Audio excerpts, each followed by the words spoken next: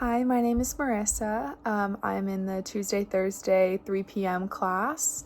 And today I'll be making a video that analyzes advice from ChatGPT and how to apply intercultural communications to my specific situation, which is exactly that I wanted to figure out how to communicate to an athlete in the environment in which I work.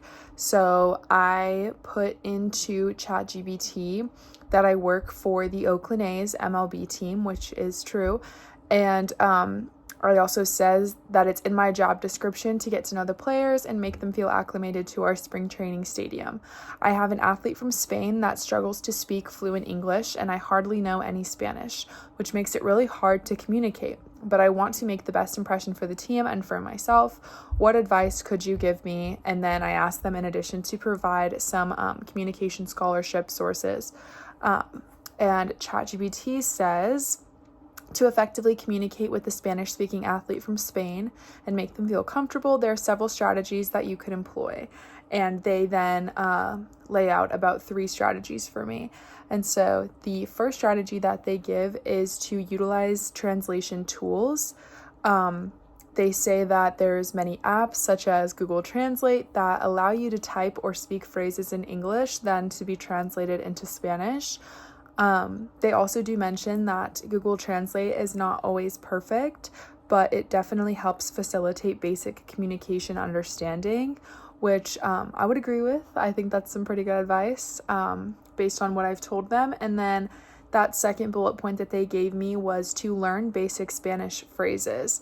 This is also some good advice. It says to invest some time into learning essential Spanish phrases related to baseball, training, and then daily interactions such as please, thank you, welcome, etc.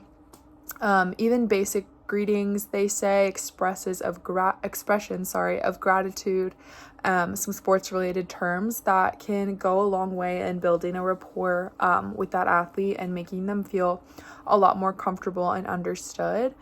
And then thirdly, they say to use visual aids and demonstrations such as universal body language, supplement verbal communication with visual aids, demonstrations, gestures, etc.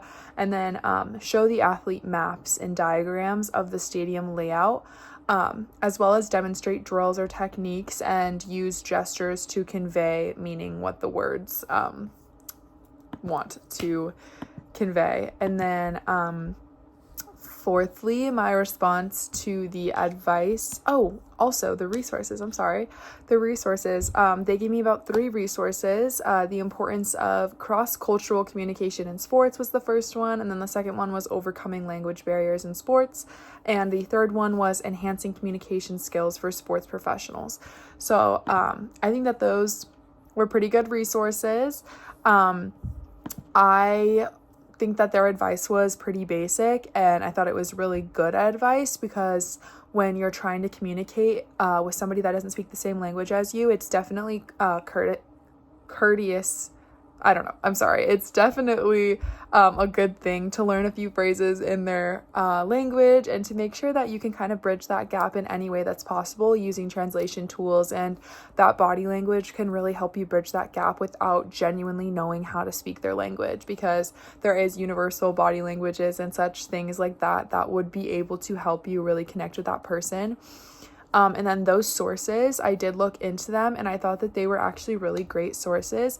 They touch a lot on how cross-cultural communication in the sports industry is something that a lot of people struggle with. So I thought that they were really good, and they gave a lot of really good advice on what is a better way to communicate. And then I also found a source called Intercultural Communication in Sports, based on someone's personal experience, and that compared to the sources that they gave, I thought were super similar, and they gave really similar advice. So I think ChatGPT was giving some really good advice that I could rely on, as well as provided sources that really did speak to what I was asking them. I thought they did a great job at helping me with this.